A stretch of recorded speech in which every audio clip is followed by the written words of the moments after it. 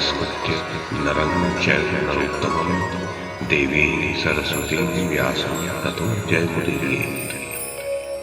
ओम नमो भगवते वासुदेवाय, ओम नमः पितामहाय, ओम नमः प्रजापतिभ्यः, ओम नमः कृष्णद्वैपायनाय, ओम नमः सर्वविघ्नविनायकेभ्यः।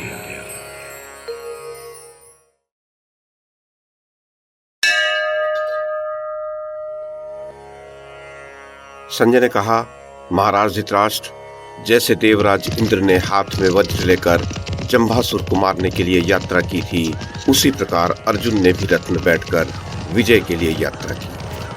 उसे आते देख कौरव पक्ष के नरवीर क्रोध में भरकर रथ, अश्व, गज और पैदलों को साथ ले अर्जुन के सामने चढ़ आए। फिर तो त्रिलोकी का राज्य पाने के लिए जैसे असुरों के साथ देवताओं और भगवान विष्णु का युद्ध हुआ था, उसी प्रकार उन योद्धाओं के साथ अर्जुन का संग्राम होने लगा। वो संग्राम देह, प्राण और पापों का नाश करने वाला था। उस समय कौरव वीरों ने छोटे बड़े जितने अस्त्रों का प्रयोग किया, उन सबको शूर, अर्धचंद्र तथा तीखे भल्लों से अर्जुन ने अकेले ही काट डाला। इतना ही नहीं, उसने उनके मस्तक और भुजाएं काटकर छत्र, चंवर, ध्वजा, अश्व, रथ, पैदल और गज आदि को भी नष्ट कर दिया। वे सब विरूप होकर पृथ्वी पर गिर पड़े। इस प्रकार धनंजय अपने वज्र के समान बाणों से शत्रुओं के अश्व, गज और रथ आदि की धज्जियां उड़ाकर कर्ण को मार डालने की इच्छा से तुरंत उसके पास जा पहुंचा। उसे वहां देख रथी, अश्वारोही, गजारोही तथा पैदलों की सेना साथ लेकर आपके सैनिक पुनः उस पर टूट पड़े और एक साथ होकर उसे पैने बाणों से बींधने लगे। तब अर्जुन ने भी अपने बाण उठाए और उसकी मार से सहस्रों रथियों, गजारोहियों और अश्वारोहियों को यमलोक भेज दिया। इस प्रकार जब कौरव महारथियों पर अर्जुन के बाणों की मार पड़ रही थी, तो वे भयभीत होकर इधर उधर छिपने लगे। तब भी अर्जुन ने 400 महारथियों को तीखे बाण मारकर यमलोक का अतिथि बना ही दिया। नाना प्रकार के तीखे तीरों की चोट खाकर वे धैर्य खो बैठे और अर्जुन को छोड़कर सब ओर भाग निकले। इस प्रकार उस सेना को खदेड़कर अर्जुन ने, महाराज, उसी समय प्रतापी भीमसेन ने अर्जुन के शुभागमन का समाचार सुना। फिर तो वो अपने प्राणों की भी चिंता न करके आपकी सेना को कुचलने लगा। उस समय उसके अलौकिक बल को देखकर कौरव सैनिक हतप्रभ रह गए। राजन, तब राजा दुर्योधन ने अपने महान धनुर्धर योद्धाओं को आदेश दिया, वीरों, मार डालो भीमसेन को। इसके मारे जाने पर मैं पांडवों की संपूर्ण सेना को मरी हुई ही मानूंगा।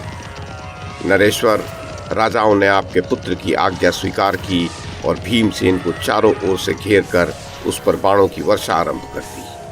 तब भीम ने भी बाणों की झड़ी लगाई और उस महासेना में दरार बनाकर वो घेरे से बाहर निकल आया। तत्पश्चात उसने 10 सहस्र गजों, 2,02,000 पैदलों, 5 सहस्र अश्वों और 100 रथों का संहार करके रक्त की नदी बहा दी।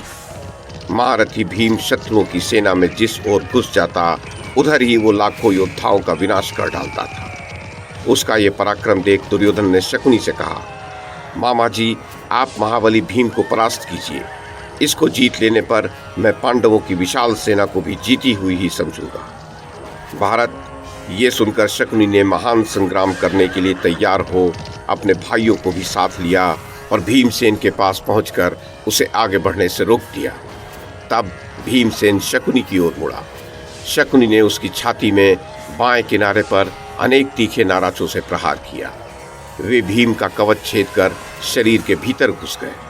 उनसे अत्यंत आहत होकर भीम ने बड़े रोष के साथ शकुनी पर एक बाण चलाया, किंतु शकुनी ने उसके 7 टुकड़े कर डाले। उसके पश्चात शकुनी ने 7 भल्लों से भीमसेन को तथा 2 भल्लों से उसके सारथी को बींध डाला। उसके पश्चात 1 भल्ले से उसकी ध्वजा और 2 से छत्र काट दिया। फिर 4 बाणों से भीम के चारों अश्वों को भी बींध डाला। नृपश्रेष्ठ, तब भीमसेन को बड़ा क्रोध हुआ। उसने सुबल पुत्र पर लोहे की बनी हुई एक शक्ति चलाई। पास आते ही शकुनी ने उस शक्ति को हाथ से पकड़ लिया और उसे पलटकर फिर भीम पर ही चला दिया। भीम की बाईं भुजा पर चोट करती हुई वो शक्ति भूमि पर जा पड़ी। तब भीम ने प्राणों की चिंता न करके अपने बाणों से शकुनी की सेना को आच्छादित कर दिया। फिर उसके चारों अश्वों और सारथी को मारकर एक भल्ले से उसके रथ की ध्वजा भी काट डाली। शकुनी तुरंत ही रथ से कूदकर एक ओर खड़ा हो गया और धनुष टंकारता हुआ भीम पर चारों ओर से बाणों की वृष्टि करने लगा। ये देख भीम ने बड़े वेग से उस पर आघात किया, फिर उसका धनुष काटकर उसे तीखे बाणों से बींध डाला। बलवान शत्रु के आघात से अत्यंत आहत होकर शकुनी पृथ्वी पर गिर पड़ा। उसे मूर्छित जानकर आपका पुत्र दुर्योधन आया और उसे अपने रथ पर बिठाकर रणभूमि से दूर हटा ले गया। उसके पश्चात तो कौरव योद्धा भयभीत होकर चारों दिशाओं में भागने लगे और भीमसेन सैकड़ों बाणों की वर्षा करता हुआ बड़े वेग से उनका पीछा करने लगा। उसकी मार से पीड़ित हो वे सब के सब योद्धा कर्ण की शरण में चले गए। महाराज धृतराष्ट्र उस समय कर्ण ही उनका रक्षक बना।